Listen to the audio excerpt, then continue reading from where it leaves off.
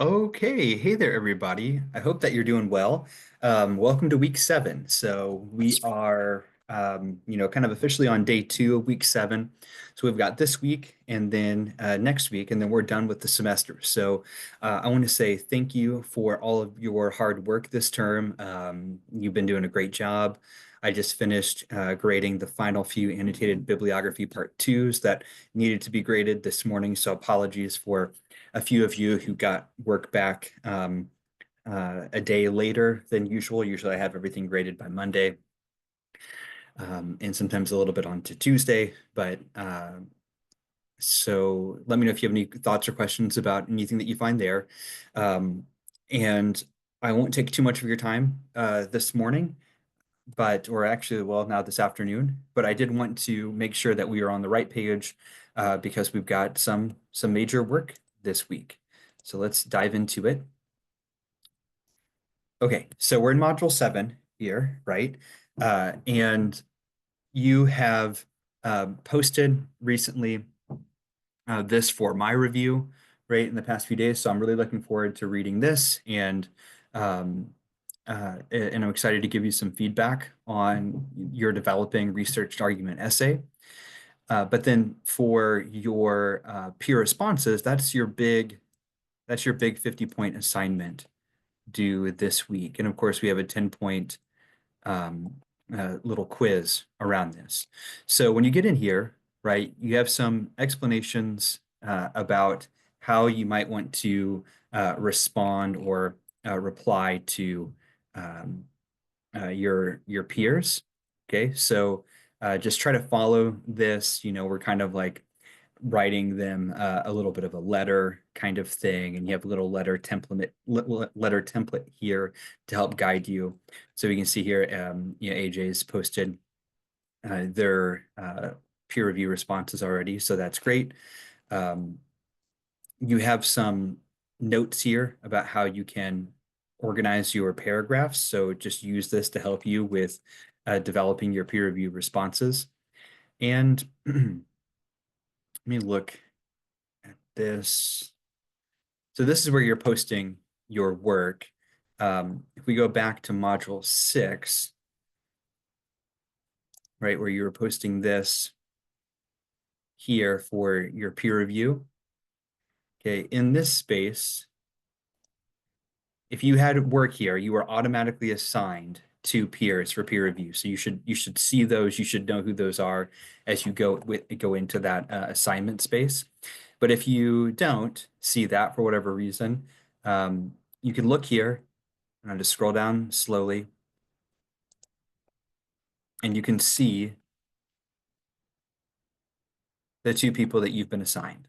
Right now, if you submitted work within this space, you'll be able to do this. If you didn't, then you won't. And so that, is going to mean you're going to lose some points, which is too bad. But it won't be the worst thing in the world. You're still going to be able to be successful. It just means that you're going to miss some important points here at the end.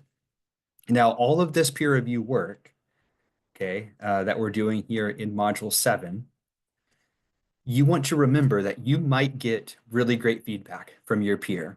It might be excellent feedback that you're able to apply immediately and you're like, yes, this is going to make my essay better. But you might not. The core thing to remember is that engaging in this activity is for you to develop your own editorial eye that you can then apply to your own writing and work to meet the assignment objectives as best you can. Also, remember that right over here, okay, you have access to a free writing lab. Have these folks offer you some feedback in your writing, give you some advice. It's free for you as a college student to use this service. You have a certain number of hours that are free, but especially if you've never used it, I know you've got tons of hours that you can apply into this space. They have essay drop-off, they have live tutoring, and in English 111, I require all students to use this for every major draft. In 215, I don't require it, but I strongly encourage it. And as we get to the end here, I can't encourage it, more, right?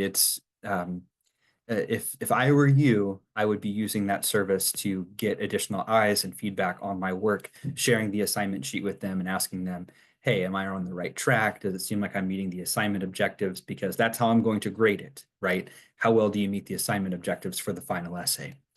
And that's where we get down here in module 8, right? Where you have the final draft of your research argument essay, this thing that you've been building in the past week or two, and that you've been gearing up for the past several weeks, because everything we've been doing this semester is leading us to this spot, right?